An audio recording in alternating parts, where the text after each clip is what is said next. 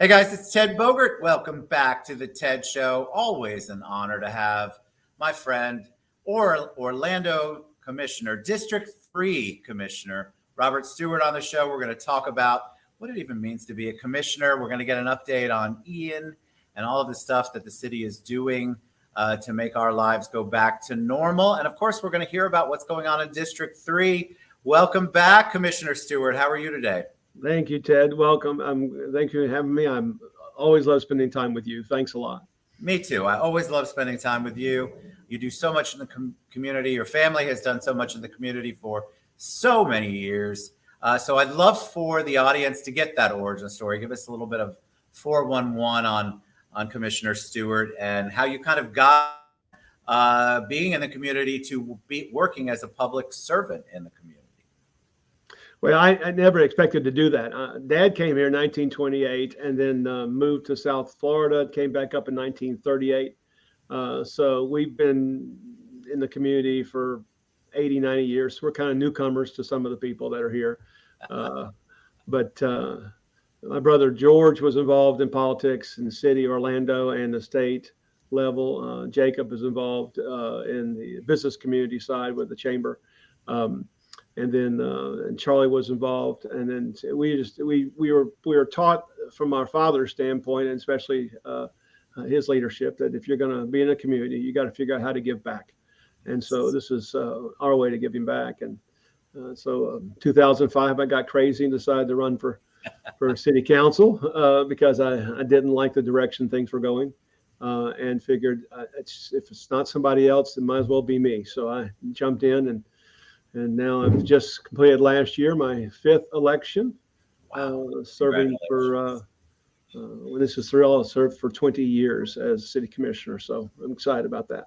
It's actually, I feel like people think that it's all politics, but in reality, you really do have to have a servant's heart to do what you do, what anybody who's an elected official has to do. I think it is a lot of sacrifice that people don't realize. So kudos to you and to the whole Stewart family. You guys are enmeshed in the city and the county and just giving back. That's what I think of when I think of your family and all that you do. Tell us about being a commissioner. We were talking before we went live that a lot of people do the eeny, meeny, miny, mo on the election ballot.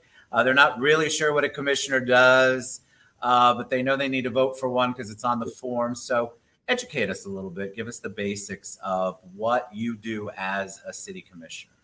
Well, I have tried to simplify it. Orlando City Commissioners, we're elected on an off year. We're elected on the odd years, and we're split up between 3 and 3. And then, of course, the mayor runs independently. So we're not on this ballot right now. And the next election is in 2023 for the mayor and 3 other commissioners. I have tried to, as hard as I can, understand what my role is. And people want me to do something that's oftentimes not my role. So my role is policy and advocacy. Let's just make it real simple. It's not management. So what people want me to do is they want me to manage this process, especially with Hurricane Ian and what's occurred. They want me to manage this process. I'm not elected to be a manager. There's another whole question about that. I'm elected to advocate on your behalf and elected to help with policy, which is the lawmaking portion of what we do. So those 2 things have come to us at a regular basis. Orlando, as much as we try to figure out, Orlando really has kind of 2 core missions. One is public safety and the other is land management. And so we do a lot in land management, which is zoning and purchasing and replatting and all the rest of that stuff. And then the other part is public safety for Orlando. And that's police, fire, EMT. That's really kind of the core. And kind of everything falls into one of those 2. And so I try to compartmentalize that. I did that early on because I actually had another career. I spent 25 years at the Christian Service Center as executive director. So I had to figure out kind of what role am I going to play. And oftentimes, as you know, your job expands to fill the amount of time you want to commit to it. So early on, I didn't have that amount of time. It's okay, then this is my role. And so you end up with this kind of where we are. Hurricane Ian comes through and people are screaming and yelling, want me to run out and go fix their electricity. And I'm not good at that.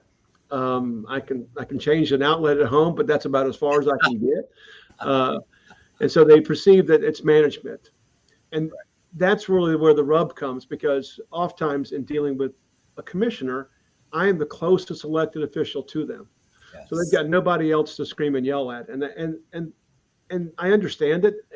It grates on me sometimes, but I understand they haven't got any place else to go. It's true. And so my task is to help get them to the right spot as an advocacy standpoint, and advocate for them to be not only served, but also advocate for them that remember that the city staff work for them as much as they work for me. Our city is designed. I apologize for the civics lesson, but I love the civics lesson. No, seriously, I'm glad you're doing that, because I get so many questions and there are things I don't know how to explain. I think it's so important for people to be educated on how it all works. We don't really teach civics much anymore. And so there's things that are missed out on understanding how local government works and the advocacy part. So please continue. I love it. Every government works a little bit differently, but Orlando works this way. There's 3,400 people that work for the city of Orlando. All of them but 6 work for the mayor. In the city of Orlando, we elect our CEO, which is the mayor of Orlando. He is our city manager, if you want to call it that. In Orange County, the mayor of Orange County is the city manager. In Apopka, they hire a city manager to run it, and the city manager reports to the mayor, but the city manager runs it, and the mayor handles policy and advocacy because they hired somebody to run it. There's 84 jurisdictions in our Central Florida area. Only 2 actually hire their manager in terms of a vote. That's the city of Orlando and Orange County. And so 6 people don't work for the mayor. Those are 6 elected officials. Even my staff works for the mayor of Orlando. And if he wants to go and fire my staff tomorrow, he's got every legal right in the world to do it. And I can't. Now, not a good move politically, but my staff works for the clerk. The clerk works for the chief of staff, and the chief of staff works for the mayor. So it's just that simple. I often get, as you would imagine, especially during a hurricane like we've just gone through, if somebody calls me and says, go tell somebody to go do something, go tell the chief to do that, or go tell. And I have to say this kindly, I can't tell anybody to do anything. They don't work for me. My task, like a member of the House of Representatives, is to make sure they have the money allocated for them to do their job. It would be as if you didn't like what was going on in Afghanistan and you were going to call Val Demings and say, Val, go tell the general to stop it. And you go, I would never do that. That's not Val's job. Val's job is to say, Val, he'd say his job, don't give them money. Right. They don't have money, they can't do what they want them to do. We are very similar in that aspect. And so police ask us for money. We take the city budget. We approve that city budget. That's part of the task of policy. And then from that standpoint, we make sure they have the resources that they need. If they need more resources, then come to the city council and let's figure out how to get the resources. But I don't tell the police chief to do anything. As I tell people, he's got a weapon. I don't get anybody with a weapon. I would not mess with that at all. So tell them where District 3 covers, and then let's talk about the Ian relief efforts, because there's a lot going on. Orlando, I feel like, got flooded much more than I've ever seen in a hurricane scenario since I've lived here. And I think a lot of people are still underwater. And so I'd love just an update on, first of all, what District 3 is, who you cover. And not that you don't cover the whole city, but you do have constituents that are in District 3. And then what kind of Ian relief efforts are you seeing? Well, let me give you a couple. The first is my district. Orlando's formed a little bit like a 5-legged table. The area above the tabletop would be District 3. It really covers almost everything north of Highway 50. The Highway 50, we don't cover parts of Colonial Town and parts of Mercy, but everything else from Rosemont to College Park to Audubon Park to Baldwin Park, almost everything in between belongs to District 3. It's, as I tease, it's 50,000 of my closest friends. Um, but Ian, I think, is an interesting part. And I preface it by saying this: there's 120 lakes. I shouldn't say that. Prior to Ian, there was 120 lakes in our town. There may be other lakes that have been created, but we have a very sound system. The governor called this a 500-year storm. I don't think he's right. I think it's probably a 50 or 60-year storm. The last similar storm like this was Hurricane Donna about 70 years ago. 60 years ago. So you end up with kind of an event, 14 inches of rain. The problem that this community had was that when Ian goes through, it's not just this strip that goes through. In this case, it was a 200-mile wide strip, and everybody got the same amount of rain. So typically when Hurricane Charlie came through, we got 12 inches of rain. But you didn't have rain in Brevard County, or you didn't have rain in edges of Lake County or parts of Marion County. So when the water dissipated, it went to places that they could take the water. In our case, you had rain effectively from Delray Beach going across all the way up to the edge of Tallahassee. And so there was no place for the water to go. And so we just have to wait for it to recede. We got 14 inches of rain in one day, the second highest total in a 12-hour time period we've ever recorded. Amazing. We've only been recording since 1900. But at the same time, over the course of you can imagine if this were a 50-year storm, what would be a 100-year storm? Right. It would be a 500-year storm. 500-year storm would put us all underwater. Right. As far as the relief efforts, let me just start with this. Anybody who needs any help in the city of Orlando starts with Orlando.Gov/Ian, IAN. Get to that page. That will lead you through everything from what's the latest information about water to how to get to FEMA, how to get to Orange County, how to get to the state, whatever it may be. Orlando.Gov/Ian. There's other websites out there. You can get to them all in Orlando by going there. Okay. Our system has done a pretty good job. I am, in many ways, I'm very impressed with the fact that we kind of all got through it. Our large areas that are still having challenges with electricity because we can't get electrical utility trucks in because they're still underwater, and you obviously don't want to deal with overhead wires if you're standing in water. But according to the last record, about 98 to 99% of everybody in Orlando have been recharged by OUC. The wastewater system has taken a great deal of stress on it. A lot of that has to do with the fact that the entire system was working at about 120% capacity, and that's hard for us to do. And so we were trying to move water as fast as possible. Much of that was that some water got into the wastewater system through groundwater. We found those, and then we have tried to since solve that problem. In the northwest quarter, we had some issues. Well, those should be solved in the course of the next 12 to 24 hours. And then we're going to kind of essentially be a little bit back to normal, if you want to call it that, as best as you can. Although I think real normal will be probably 3 or 4 weeks down the road when most of the water recedes. It's just, I think that we all expected we're used to the wind and we're used to some rain, but I think a lot of people were completely caught off guard with the flooding. Yeah. And I think that we just did not, even if you survived or went through Charlie, you just really didn't expect the areas to be as flooded as they were. Yeah. And that's why people have to take heed when the warnings come out and when we have all the emergency services people come on and tell you what's happening and what you need to do and how you need to protect yourself and your home and your loved ones. And so those are so critical, but we tend to turn a deaf ear here in Orlando because we think we're central and it's not going to impact us the way it has. So if you didn't live through Charlie, you don't necessarily know that. You think it was just over exaggerated. And I can tell you completely different storms as far as I'm concerned. But I feel like the impact was felt so much more widespread, like you said. Absolutely.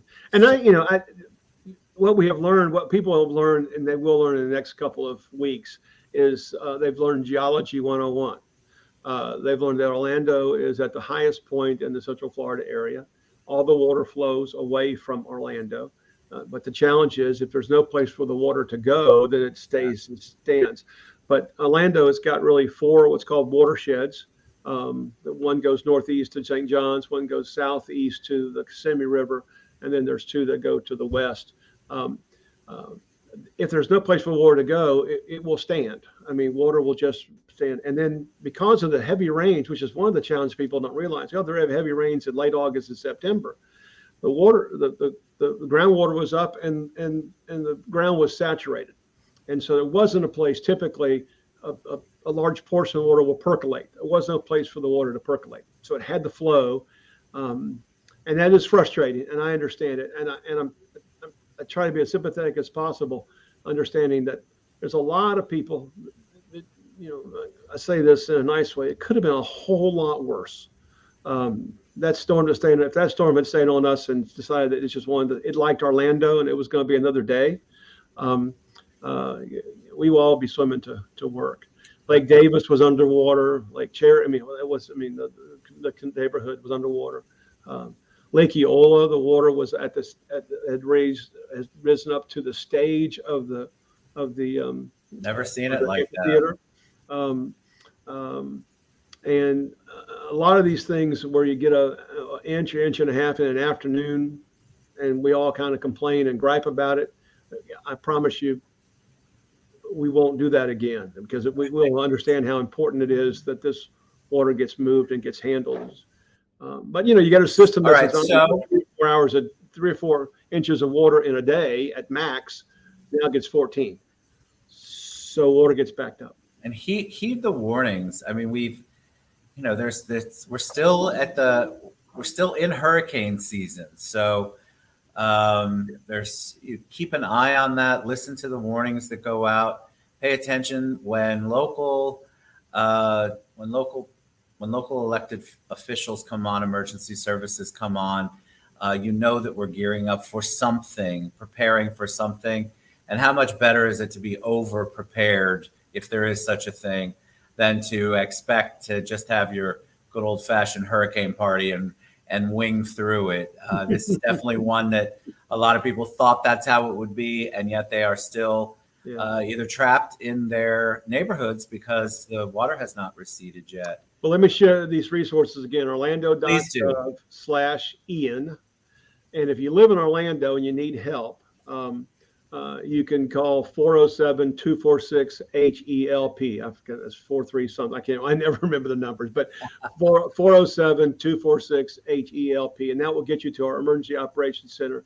If you see a tree down, if you see a road that's washed out, if you see things that you want to tell somebody about that's related to the storm, send it there. If you have a safety issue, always call 911. Yes. But we're trying to get our resources out as fast as possible across the board, so that we can get back to normal as soon as possible. So, all righty. All right.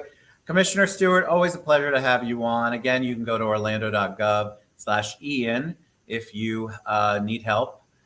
You can also call the phone number 407-246-HELP, I believe. Yep. And then you can also go, if you ever want to check out what our commissioner is up to in District 3, you can go to Orlando.Gov/District 3. Thank you so much for being on the show, and thank you for all you do in our community, my friend. I appreciate you. And everybody who's a public servant, you're out there doing a lot of work and advocacy. I love how you term that, because that's what you do. And we need to get more educated on the things that you can and cannot do, and that way we can be more impactful of our requests. Remember those that are first responders, the utility workers, the guys that are cutting trees. They are doing yeoman's work, and I am so grateful for them, especially in the city of Orlando. But so grateful for them because now I think our community will focus on what we can do for Fort Myers. Yes, which is the right thing to do. Let's get, now that we're settled, what can we do to help them? Which is the most important thing I think the communities do to help one another. So great. Ted, thank you very much. Thank you so much, Commissioner, for being on the show. Orlando.gov/Ian, also Orlando.gov/District 3. Commissioner Stewart is there. He might not be able to get done what you want him to because it's not in the parameters or the boundaries of what he does, but he will certainly be an ear and can direct you to where you need to get. Thank you so much, Brother Stewart. Appreciate you. Guys, we'll be back. Get involved. Learn what your government does so that you can get more active and have them be more impactful for what you want done in your community.